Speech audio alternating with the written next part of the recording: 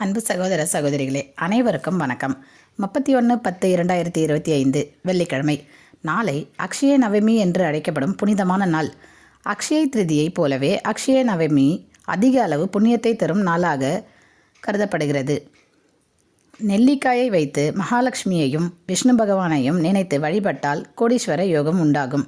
நம் அனைவருக்கும் பல கனவுகள் இருக்கும். அந்த கனவுகள் நிறைவேற விஷ்ணு பகவானின் ஆசீர்வாதம் பெறக்கூடிய அற்புதமான நாள்தான் அட்சய நவமி.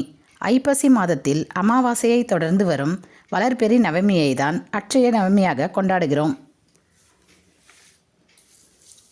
அட்சய நவமி நாளில் செய்யக்கூடிய பூஜை நம் விதியை மாற்றி கோடீஸ்வர யோகத்தை கொடுக்கக்கூடிய ஒரு வாய்ப்பாக இந்த பூஜை அமையும்.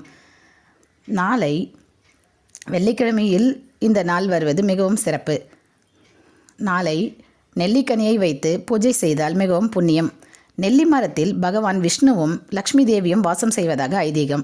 எனவே வீட்டில் நெல்லி மரம் வைத்திருப்பவர்கள் நெல்லி மரத்தடியில் ஒரு அகல் தீபம் ஏற்றி விஷ்ணு பகவானை லக்ஷ்மி தாயாரை நினைத்து வணங்கினால் நம்முடைய பொருளாதார நிலை உயரும்.